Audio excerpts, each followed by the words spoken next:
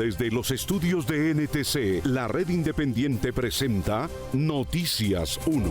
Esta noche en Noticias 1, historia de un mural de Botero recuperado en un parqueadero de motos en Medellín. Petro le reclama a Duque por pedirle a Estados Unidos que incluyera a Cuba en la lista de países patrocinadores del terrorismo. Duque le respondió.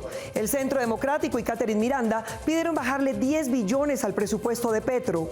Noticias 1, segundo medio de televisión preferido por los líderes del país para informarse. Y en los deportes, Mauricio Posada. María Fernanda, golazo de John Hader Durán en la victoria del Aston Villa en Inglaterra.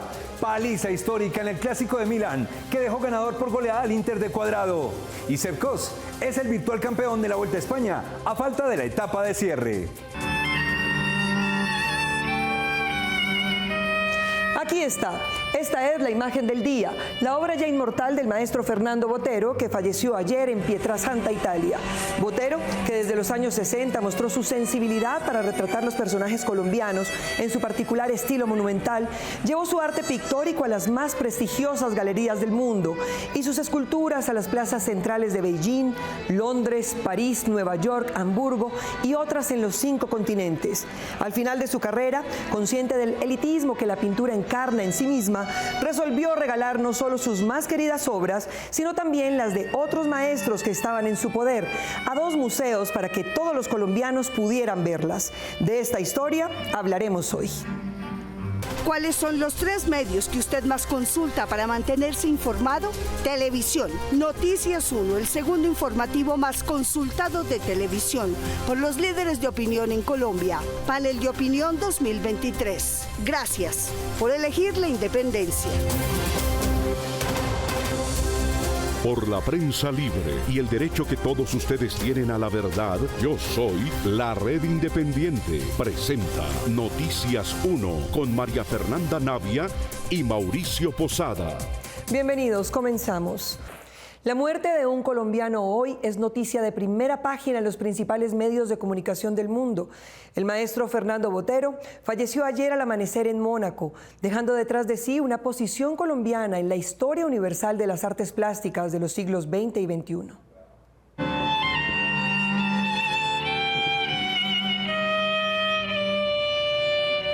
Al compás de un violín, entre flores y oraciones, Colombia despide en los altares del arte a Fernando Botero. En Medellín y Bogotá, frente a los museos, en donde reposan las piezas que él mismo le donó a Colombia. 123 para Bogotá y 185 para Antioquia. Relatos de violencia, curas, monjas, guerrilleros, Mona Lisas, Pedrito a caballo, obispos y naturalezas hacen parte de la invaluable colección. Todas las obras estaban guardadas en cajas en un repósito en Suiza porque no tenía suficientes muros para colgarles. Escogió qué obra iba al lado de qué otra obra, el color de la pintura de las salas. Desde el gobierno fueron decretados 3 días para conmemorar la vida de Botero y recordar su muerte. Las banderas eran izadas a media asta. Fernando Botero, el virtuoso que nació en Medellín y que se hizo famoso en el mundo entero, murió a los 91 años en Mónaco. Desde la Costa Azul, sus hijos, Lina, Fernando y Juan Carlos, informaron que el pintor pidió ser sepultado en el pueblo de Pietrasanta, junto al amor de su vida, Sofía Bari, quien falleció de cáncer hace apenas 4 meses. Los periódicos del mundo entero reportaron en sus primeras páginas la partida del gran Botero. Hablaron de la revolución de los volúmenes y de las formas en su pintura y escultura. No tengo palabras para agradecer las manifestaciones de afecto y aprecio que he tenido en estos días en Colombia. Las principales ciudades del mundo se rindieron a su obra años atrás. En el otoño de 1992, los Campos Elíseos en París fueron invadidos por las impresionantes esculturas del colombiano. Un año después, al comienzo de la primavera de 1993, las calles de Park Avenue en Nueva York vieron las voluptuosas esculturas de Botero tomarse sus rincones para hacer inolvidable la obra del colombiano. Las obras de Fernando Botero conocen el mundo entero. En su vida realizó más de 5.000 exposiciones. Algunas de sus obras están en el Palacio Real de Milán, en el Tate de Londres, en el Gran Museo de China y hasta en el Hermitage de San Petersburgo. No hay en la historia del arte una persona que haya trabajado más que yo, porque yo creo que ni Picasso, bueno, Picasso... La familia del pintor colombiano asegura que desde ya se planea un gran homenaje para quienes algunos califican como el pintor contemporáneo más importante del mundo. Un mural de la obra más temprana del maestro Botero fue abandonado durante una década en el edificio de un banco público quebrado en el centro de Medellín. Noticias 1 lo encontró hace 6 años como pared en un parqueo de motos. Camilo Galán. María Fernanda, la noticia fue indiferente para los gobernantes de Antioquia y Medellín en su momento, pero hace 2 años se inició su traslado en una costosa operación para que se convirtiera en pieza central del actual Museo de Antioquia. En 1959, al arquitecto paisa Nel Rodríguez se le ocurrió estampar la historia del ahorro en Colombia en un mural cuyo espacio ideal era una enorme pared que se veía en cuanto el visitante ingresaba al edificio del Banco Central Hipotecario sede Medellín, que se inauguraba en aquella fecha. Se le ocurrió también hacer una convocatoria de jóvenes artistas de la Universidad Nacional. El ganador fue un estudiante desconocido cuyo nombre era Fernando Botero. Botero, en aquel momento con 27 años de edad, tardó cerca de 1 año y medio en la realización de este fresco de 3 metros por 9, que se convirtió en un atractivo artístico y turístico de los visitantes de la capital antioqueña. Pero en la década de los 90, la operación financiera de la ciudad se trasladó al sector conocido como la Milla de Oro y el mural se quedó bajo la responsabilidad de los nuevos dueños del edificio, Confenalco. Durante años la obra estuvo a la espera de su traslado, pues este edificio se convirtió en un parqueadero de motos. Así se veía el mural del maestro Botero en ese momento. Quienes trabajaron en el Banco Central Hipotecario en la época en que esta obra temprana del maestro Fernando Botero recibía a sus clientes, aseguraban que este mural se estaba deteriorando mientras que la humedad también estaba haciendo efecto en la obra. El mural titulado Escena con jinete, considerado el único fresco pintado por el artista colombiano, fue trasladado con pared y todo en 2021, logrando preservar la pieza de más de 60 años de antigüedad. Un reto que fue exaltado por el grado de dificultad para mover este mural único. Ahora esta obra de gran magnitud se encuentra en el centro del Museo de Antioquia, en una sala mural que lleva su nombre, Escena con jinete. Allí comparte espacio con una colección de 189 obras más del maestro Fernando Botero. Un espacio único diseñado para recordar sus inicios, los que lo convertirían más adelante y para la eternidad en el pintor más importante de la historia del país. Cuba no puede recibir medicinas para sus enfermos por cuenta de su inclusión en la lista de países patrocinadores del terrorismo hecha por el gobierno de Donald Trump, luego de que el de Iván Duque lo pidiera, porque mantenía allí a los negociadores del ELN. Miguel Ángel Peñaranda. María Fernanda, el presidente Petro presentó este reclamo luego de insinuarlo en La Habana, hoy desde Nueva York, a donde llegó para intervenir en la Asamblea de la ONU, en la que podría pedirle a Estados Unidos que levante sus sanciones a Cuba. Esta semana el presidente Petro ha realizado varias visitas oficiales. El lunes estuve en Chile en la conmemoración de los 50 años del golpe militar en ese país en contra del presidente Salvador Allende, ocurrido en 1973. Y ayer viajó a Cuba para asistir a la cumbre de jefes de Estado del G77 en La Habana. En su discurso llamó la atención de Estados Unidos, que mantiene el bloqueo comercial sobre la isla. Por su simbolismo, reunir a más de la mitad del mundo en un país que está bloqueado por una pequeña parte del mundo. Anoche Petro llegó a Nueva York para participar en la Asamblea General de la ONU. Hoy el presidente en su cuenta, antes la plataforma Twitter, hoy llamada X, mencionó directamente a Iván Duque de impulsar en la región el calificativo para Cuba de país colaborador del terrorismo, lo que habría prorrogado el aislamiento de la isla. Aludió a la negativa de Cuba de entregarle a Duque a los negociadores de paz del ELN con el gobierno Santos, como lo pidió el expresidente en su momento. La excusa fue porque, como se había acordado con el gobierno de Santos, los negociadores de paz del ELN no podían ser entregados como rehenes tal como pedía Duque. Se traicionaban los acuerdos previos firmados en forma de protocolos por los países de Colombia, Cuba y Noruega. El jefe de Estado aseguró que Duque cometió un error en nombre de Colombia que tuvo consecuencias en la salud pública. La consecuencia de la traición de Duque a la palabra empeñada por el gobierno de Colombia es que hoy la mayoría de las medicinas que se necesitan importar para la vida de niños y niñas no se pueden entrar a Cuba. Es una consecuencia criminal que no puede mantenerse porque su base no es más que la mentira. Reiteró que los mismos miembros del ELN que participan en diálogos de paz hoy están en Cuba y por eso Estados Unidos debe considerar excluir a ese país del listado negativo. El gobierno de los Estados Unidos debe comenzar a cerrar y cicatrizar las heridas abiertas en la historia con América Latina. Sacar a Cuba de la lista de países que ayudan al terrorismo es recuperar la verdad en nuestras relaciones y el comienzo de un nuevo diálogo para superar los problemas de nuestra América común. Duque le contestó a Petro sin mencionarlo, pero dedicándole sus ataques al gobierno cubano. La dictadura de Cuba patrocina terroristas y los ha patrocinado siempre. Así fue con el terrorismo del M-19, FARC, ELN, entre otros. La Asamblea General de las Naciones Unidas inicia el próximo lunes. Petro le pedirá al gobierno Biden que haga del retiro de Cuba de la lista negra de países terroristas una realidad inmediata. Aunque la Fiscalía identificó al patrullero procesado por proveer información de una fuente que permitió chuzar el teléfono del asistente de Servicios Generales de Laura Sarabia, el juez de su caso resolvió enviarlo a la picota. Joana Rodríguez. María Fernanda, el juez de garantías acogió la tesis de la Fiscalía según la cual una vez se probó que a Sarabia le habían robado unos dólares, se hizo evidente el interés por interceptar su teléfono.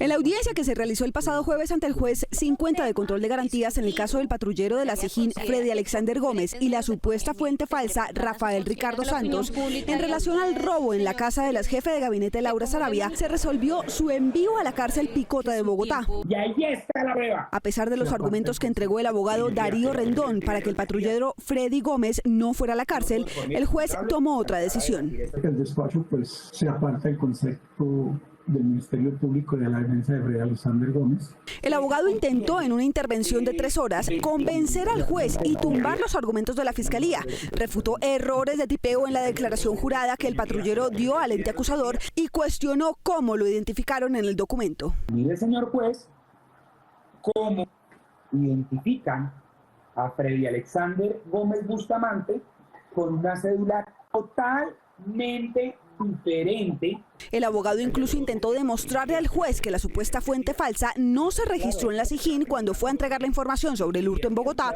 porque según él no existe ese control de ingreso como lo aseguró la Fiscalía. ¿Dónde está la anotación?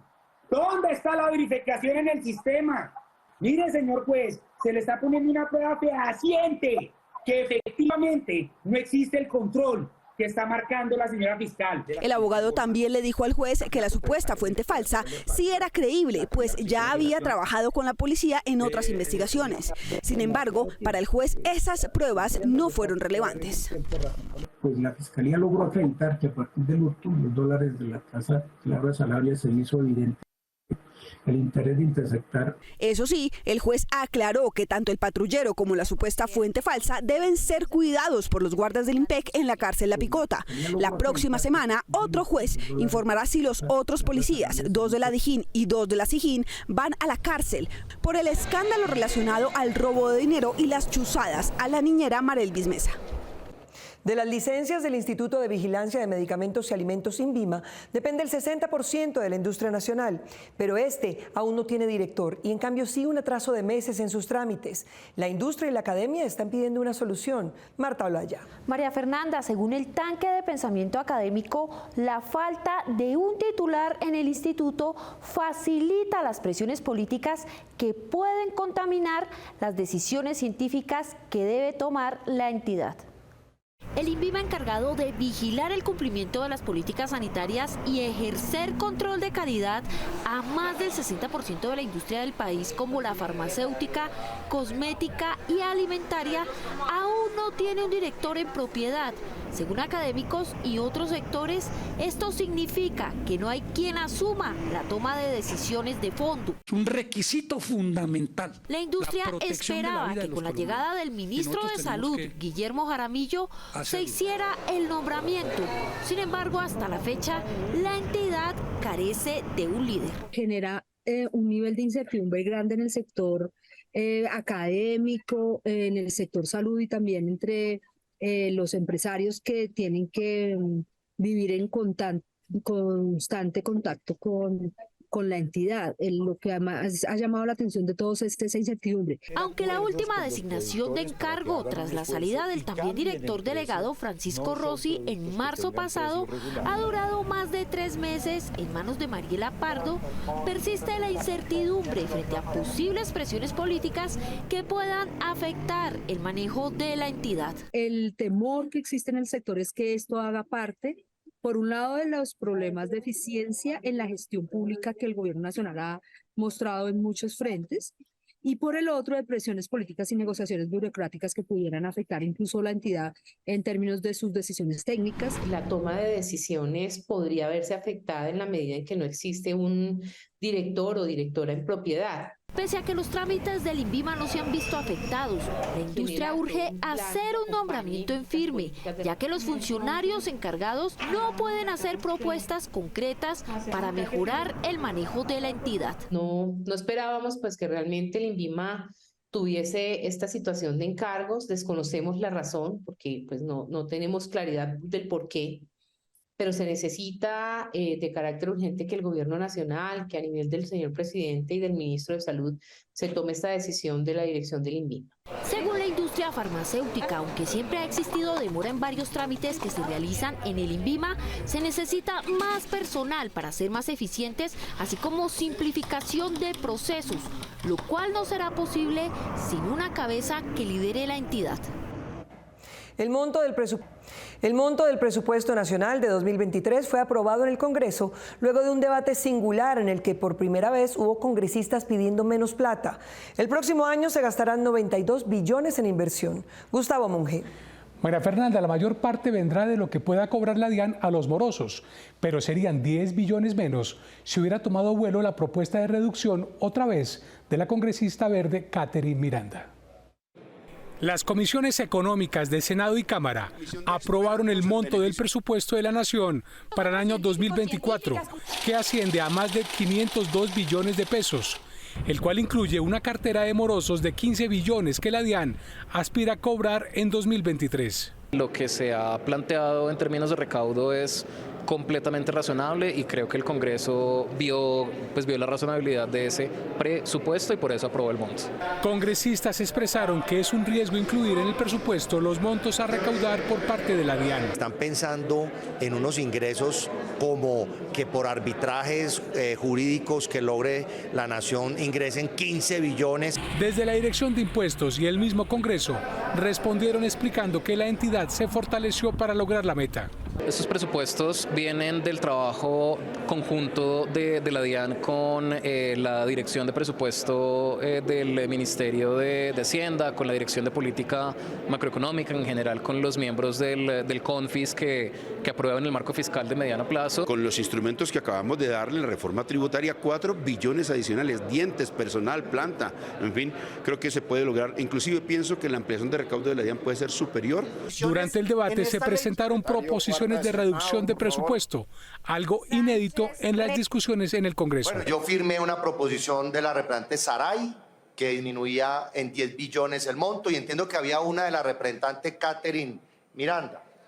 No sé. Esas proposiciones de las representantes Saray Roballo de la U y Catherine Miranda de la Alianza Verde fueron retiradas porque no tenían ambiente para ser aprobadas. Aquí necesitamos ese presupuesto robusto para que esos 502 billones se irríen en la economía, pero necesitamos también ministros y jefes de departamento ejecutores. El rubro de inversión del presupuesto asciende a 92 billones. Pasamos de 76 a 92, que era la inversión en este año, y esperamos que eso se vea reflejado. Necesitamos reactivar la economía y parte de estos recursos van a eso. Aquí en los territorios, pues todas las obras que se hagan, los hospitales, las vías, los escenarios deportivos. Del presupuesto de 502 billones, además de los 92 destinados a inversión, 95 van al pago de la deuda y 315 para el funcionamiento del Estado. Colombia es el 10º país más violento en el mundo, lo que indican los indicadores. ACLED, una agencia de datos con sede en Wisconsin, procesó las cifras de mortalidad, peligro para los civiles, dispersión geográfica y fragmentación de los actores violentos para determinar un índice de conflictos que tiene a 10 países en el nivel extremo. El primero de ellos es Myanmar y el 10º, Colombia. A México le dio el tercer puesto, a Ucrania el 4º y a Irak el 8º. Esto indica que lograron hacer trizas la paz. Esto es lo que indican los indicadores. El panel de opinión, una encuesta que cada año le mide el pulso al gobierno y a la opinión pública, muestra que el presidente Petro tiene más favorabilidad que sus antecesores en varios frentes e inclusive más contundencia en redes sociales que cualquier periodista.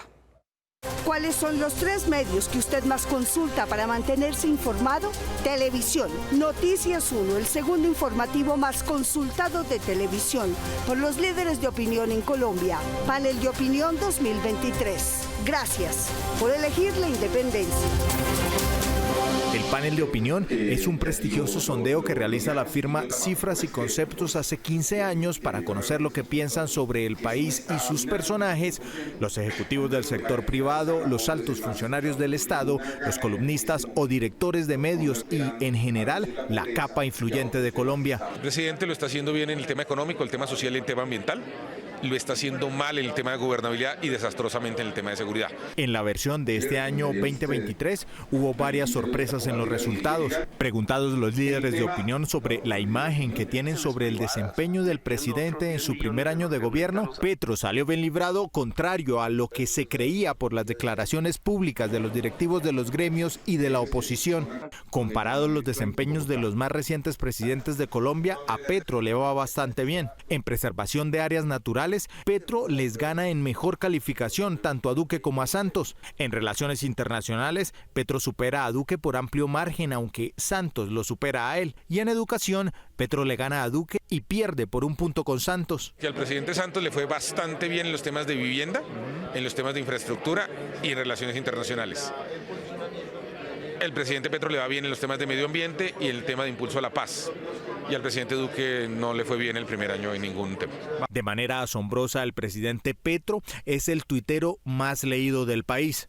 Tuitero mayor, el presidente debe seguir tuiteando, pero debe ser reconocer que puede hacerlo más prudentemente. En la medición de los tuiteros más populares en Colombia, después del presidente están 2 periodistas cuya profesión es la de escribir. Daniel Coronel y Félix de Bedut. En la pregunta sobre cómo se informan los líderes de opinión en televisión, las respuestas mayoritarias ubican a Noticias 1 como el segundo medio televisivo predilecto por la capa ejecutiva del país para estar bien enterada. Noticias 1. En tan solo 2 años, la nueva revista Cambio ya se encuentra en el tercer lugar de consulta para los líderes de opinión en medios digitales, mientras que Daniel Coronel, con el 20% de los votos, se consolida como el columnista más destacado del país después de más de 5 años de permanecer en este lugar. ¿Cuáles son los 3 medios que usted más consulta para mantenerse informado? Televisión, Noticias 1, el segundo informativo más consultado de televisión por los líderes de opinión en Colombia. Panel de opinión 2023. Gracias por elegir la independencia. Los comerciantes que en un año tengan cuentas por cobrar por más de 100 salarios mínimos están obligados a presentar sus facturas electrónicamente. Es un trámite digital, a veces engorroso, pero necesario. La factura electrónica es un mecanismo de control que está utilizando la DIAN para evitar la omisión de ingresos de los contribuyentes a través del registro de la trazabilidad de las compras y ventas de bienes y servicios. Además, esta factura sirve como soporte de costos, deducciones, ingresos, pasivos o impuestos descontables al momento de realizar la declaración de renta. ¿Quiénes están obligados a facturar electrónicamente en Colombia? Todas las personas responsables de IVA, personas responsables del impuesto al consumo, personas naturales que durante la vigencia 2022 hayan obtenido ingresos brutos superiores a 133.014.000 pesos. Entre los requisitos para facturar electrónicamente está tener el RUT actualizado tanto de la empresa como de los representantes legales, tener acceso al correo electrónico registrado en el RUT y contar con la firma electrónica. Un teniente y 3 soldados del Comando contra el Narcotráfico y las Amenazas Transnacionales del Ejército fueron asesinados por miembros del grupo Franco Benavidez de las disidencias en zona rural de Convitara, Nariño, esta mañana. Por las condiciones en las que se dio el ataque, el ejército denunciará estos asesinatos como violaciones al derecho internacional humanitario del grupo que atemoriza a la población del oriente de Nariño. Este es Noticias 1, la red independiente.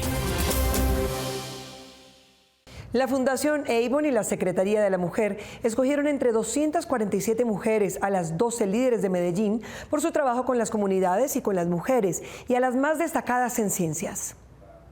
Medellín fue testigo de la Gran Noche de las Mujeres en su edición número 19, en la que 16 lideresas fueron reconocidas por sus talentos y liderazgos. El evento fue realizado en el Teatro Pablo Tobón Uribe. Estamos feminizando la forma en que entendemos la sociedad. Este año la Fundación Avon junto a la Secretaría de la Mujer unió fuerzas para la entrega especial de 4 estímulos en 2 categorías. Las ganadoras de este reconocimiento fueron Paula Roldán Piedrahita y Lina Patricia Vasco Bastidas, y Mónica Liliana Blandón y Sofía Jaramillo Puerta en la mención especial Mujeres Representantes Independientes Avon. Se trata de un reconocimiento a las mujeres que son referente social, ejemplo para su entorno e inspiración para otras mujeres. Avon y la Secretaría de la Mujer buscan visibilizar a las mujeres que hoy en día son referentes por su talento y capacidad para transformar las realidades.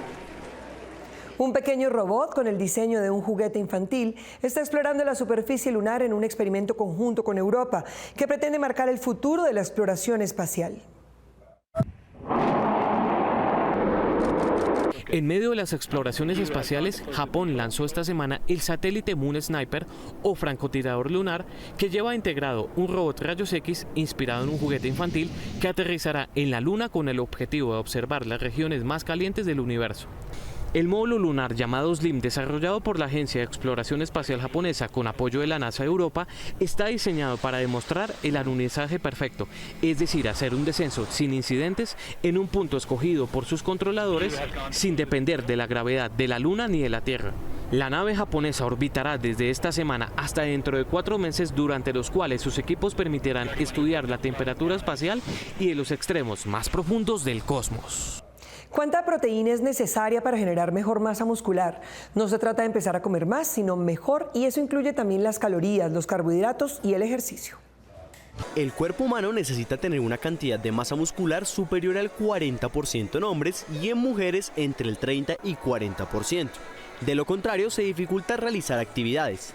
Tener índices de masa muscular bajos imposibilita a la persona en sus actividades básicas. Sin embargo, aumentar de masa muscular no es una tarea sencilla, debido a que una mala dieta puede ocasionar el aumento de grasa corporal. Esta dieta se mide en gramos necesarios por kilos de peso. Un adulto básico debe comer 1 gramo de proteína. Si yo pretendo aumentar de masa muscular, tendría que aumentar ese consumo a 1,2, 1,3, 1,4, de acuerdo a las metas. Mantener una dieta balanceada para aumentar la masa muscular debe tener nutrientes y macronutrientes. El cuerpo humano necesita, para mantenerse en condiciones normales, una ingesta calórica de 55% en carbohidratos, 30% en grasas y un 15% en proteínas. Si yo pretendo aumentar masa muscular, tengo que hacer ejercicio de fuerza y de resistencia complementario. No solamente se debe tener en cuenta el tipo de alimento, sino que además es importante tener presente las porciones que se están consumiendo y a partir de ahí aumentar el consumo de proteína de manera progresiva. El kartista Jason Herrera competirá en el certamen orbital denominado Tillson's T4 Nations Cup 2023 en Valencia, España, aspirando al título global. Desde pequeño quería hacerlo, veía a Juan Pablo Montoya y era como, no sé, me encanta. Es Jason Herrera, piloto de karts, rumbo a un sueño que empezó desde pequeño. Le dije a mi madre, oye, quiero pues correr, y me regaló de cumpleaños y Navidad, porque yo cumplo en enero, un curso de karts. El regalo de su vida que dio inicio a su carrera como kartista, la cual tuvo su primer final a los 17 años, pero que retomó después de pandemia. Unas personas de mi alrededor me dijeron, oh, pues no lo está haciendo mal, inténtelo una vez más. Y ahí fue cuando ya fui a correr en los cartódromos otra vez, gané, fui a Villavicencio, a la Prepanamericano la gané, fui al Panamericano, gané y ahorita estoy en el camino a ser campeón mundial. Sí. Por eso, tras su título de campeón panamericano en diciembre de 2022 en Villavicencio, alimentó una nueva meta en Florida, Estados Unidos. En el Orlando Kart Center. Allí estuve por 3 meses aproximadamente, donde pues me abrieron las puertas y allí pude pues vivir entre comillas y ayudar en lo que yo pueda ayudar, en contraprestación de que me dejaran al menos salir a la pista unas cuantas veces. Y así ha forjado su sueño, con sus pocos recursos y realizando todo tipo de trabajos en esa pista internacional para preparar su gran objetivo, el Mundial de Valencia, que se disputará entre el 21 y el 24 de septiembre. Un chasis y un motor nuevo. Entonces, por primera vez creo que de verdad va a estar en igualdad de condiciones. Por eso aseguró antes de partir a España su gran meta. Llegar al Mundial de Karts y hacer historia como el primer colombiano en la historia en ganar un Mundial de Karts. Por primera vez Colombia estará presente en un campeonato mundial de futsal para policías. Gerson Caucha. Mauricio, los mejores talentos de este deporte en la fuerza pública se reunieron en Bogotá. En el Coliseo Cayetano Cañizares en Bogotá, los mejores equipos del fútbol de salón de la Policía Nacional se dieron cita. Vienen de todas las regiones, acá estamos de la región Caribe, de la región antioqueña, del Valle, de los Llanos Orientales, de todas las regiones del país, obviamente de Bogotá. Un campeonato que de amistoso tuvo poco. Para ellos había mucho en juego. Un torneo bastante fuerte, bastante exigente. Sabíamos desde el comienzo que la competencia va a ser bastante dura. Se está demostrando en el terreno, en la cancha de juego. El primero que la embarre le cobran y chao. Entre los 12 equipos finalistas fueron elegidos los 15 jugadores que conforman la Selección Colombia de Futsal de la Policía, con apoyo de Roberto Bruno, entrenador de la Selección Colombia masculina de mayores. Hay muchos jugadores que se nota que participaron y compitieron en su juventud en este deporte. Se le nota la técnica, se le nota los movimientos, jugadores que conocen el fútbol sala. Los elegidos son de las regiones de Tolima, Los Llanos, Bogotá, Cundinamarca y también de oficinas asesoras de la policía. Concentrarán durante septiembre en la capital de la República para luego viajar en noviembre a Kuwait, donde se disputará el campeonato de futsal de la Unión Mundial de Deportes Policiales. En Cúcuta se cumplió Internacional de Karate. 157 competidores de 3 países participaron en el primer internacional y octavo campeonato nacional Kyokushin Unión Colombia en Cúcuta, donde las categorías menores brillaron por su asistencia. Dar todo lo mejor de mí, entregar todo lo que pueda, demostrar que todo lo que he aprendido y practicado en todo este tiempo, en realidad se puede ganar con eso. El Rabaun Dojo Mérida, de México, con 9 títulos, fue de los equipos más laureados. Yo no aguanto mis cuerpos y pues aproveché la oportunidad. A nivel nacional sobresalieron los anfitriones, con importantes victorias, además de la capital y los karatecas de Boyacá. Estos últimos, con 9 de oro, 7 de plata y 3 de bronce. Los combates de estos pequeños estuvieron a la altura. Manuel, ¿qué significa haber ganado el combate final y ser campeón? Bonito. ¿Por qué? Porque sí. En kata y combate se desarrolló este torneo Dojo Kyokushin. Como juez principal, el Chihán Gonzalo Rincón, 3 veces campeón del mundo, que dio estricto cumplimiento a las normas en el Coliseo Barrio del Bosque de la capital norte santanderiana. Continuamos. A medida que bajan las aguas, los rescates en Libia se hacen dramáticos. La inundación que provocó el rompimiento de una represa podría haber llevado los cuerpos de sus víctimas a más de 150 kilómetros de distancia hasta el mar Mediterráneo. Tierra adentro, aún bajo el agua, los rescatistas internacionales en la ciudad de Derna aún confían en poder encontrar sobrevivientes bajo los escombros o en islas de la inundación. Para ello usan perros, radares e instrucciones de los familiares. La ONU considera que si allí no hubiera guerra, se hubieran podido evitar los más de 20.000 muertos de la tragedia.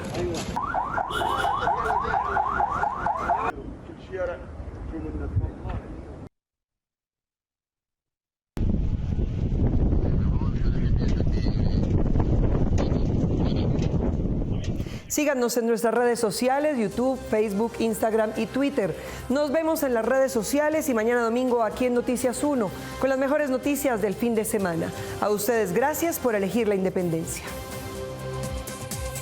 ¿Cuáles son los 3 medios que usted más consulta para mantenerse informado? Televisión, Noticias 1, el segundo informativo más consultado de televisión por los líderes de opinión en Colombia. Panel de Opinión 2023. Gracias por elegir la independencia.